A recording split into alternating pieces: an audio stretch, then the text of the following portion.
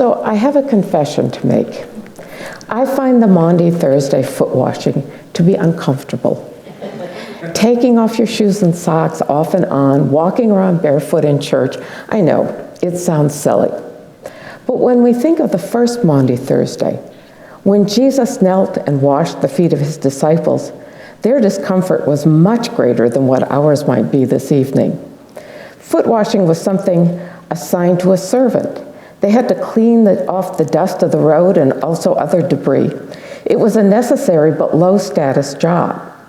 Jesus, being their rabbi, was very much revered by them and should not have had to take on this humbling work. A rabbi had very high rank, so his disciples supposedly served him. Our society is much more egalitarian than theirs, but imagine if you saw King Charles and Prince William emptying your garbage into the waste management truck on trash day, or if Taylor Swift and Travis Kelce showed up to scrub your bathroom and wash your underwear. So Jesus' disciples, including Judas, sat there speechless and self-conscious, well, except for Peter. As their teacher, their master served them. Their world begins to turn upside down.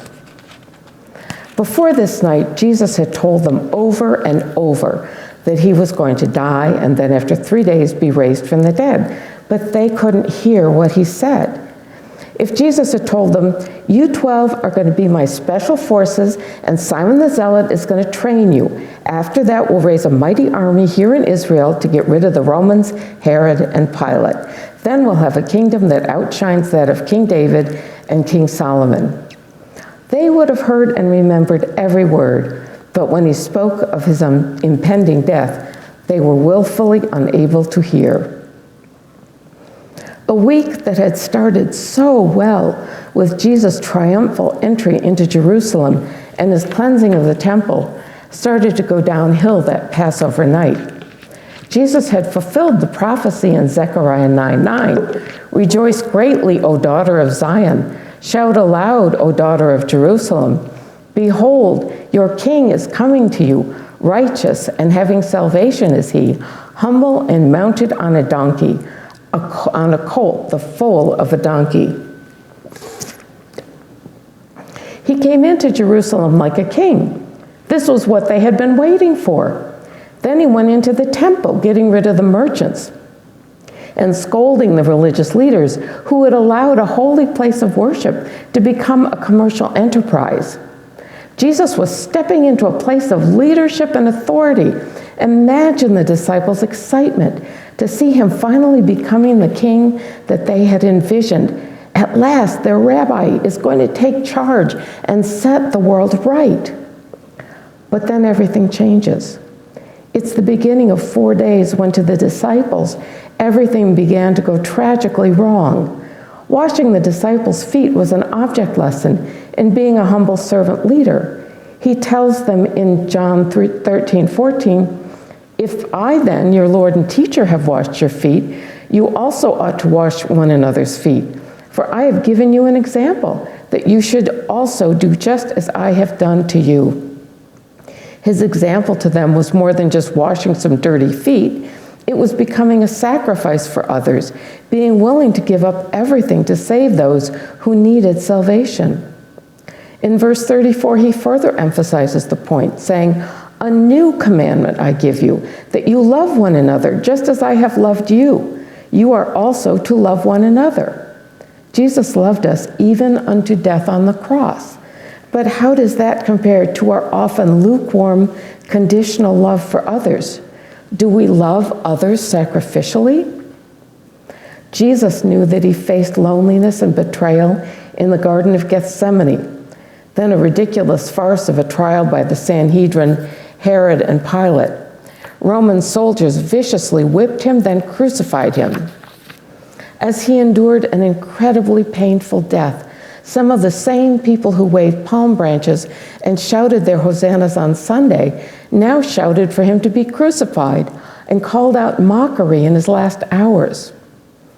And little do the disciples, the crowd, the Romans, and the Pharisees know that Jesus, up there on the cross, indeed set the world, even the universe, right by his death.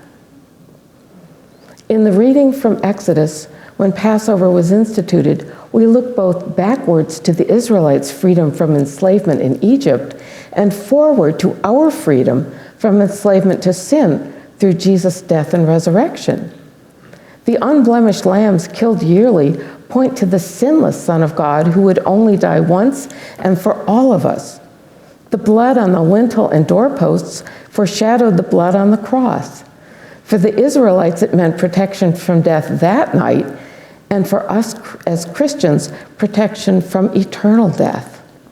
The wine and unleavened bread of the Passover became the body and blood of Christ in the Eucharist. Maundy Thursday was a crossroads, a division between a divine before and a divine after. Once Jesus arose on Easter morning, the yearly Day of Atonement sacrifices were no longer needed. A permanent offering by God for all of us had been made, which means that his forgiveness is available to each of us at any time, anywhere, and for any reason.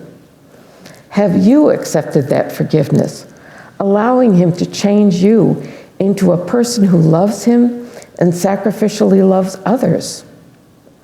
Simply tell him that you're sorry for your sin and the way you've run away from him.